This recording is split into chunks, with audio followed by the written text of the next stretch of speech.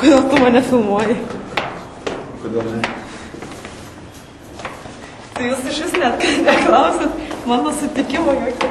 Ar aš leidžiu jūs mane filmuoti?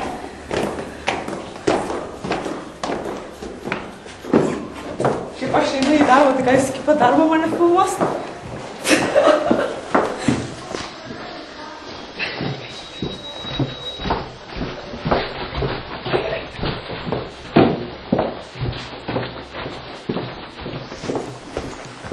Bet jūs šiaip negalite eiti į vidų, aš turiu atiduot kompaktą ir viskas.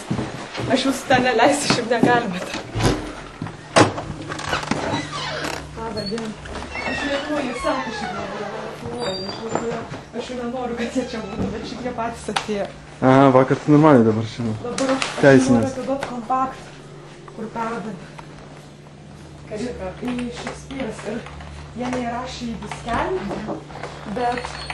Sakė, atsiūs elektroniniu paštu ir aš prašau, kad jie atsiūstų. Atei. Atsiūs elektroniniu paštu. Atsiūs elektroniniu paštu. Jo, ir aš sakiau, kad būtum jau atsiūs. Tai va, tai labai gerai.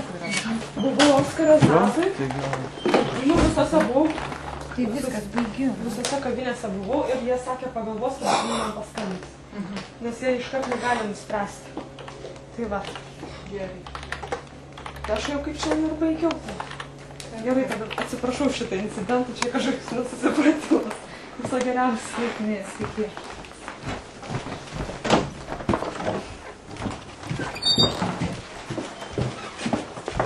Koks taip elgėtas su manim ką?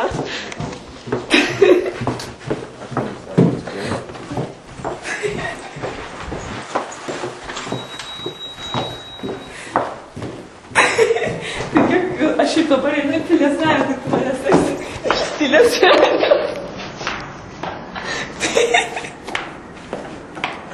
O tai kur tavo draugas liko? Kodėl tu su manim negali? O tai nuo kur tu manęs seki? Bravo, tu kažkoks manijakas. Iš vis nebendravo su manim. O kur tavo draugas dingo?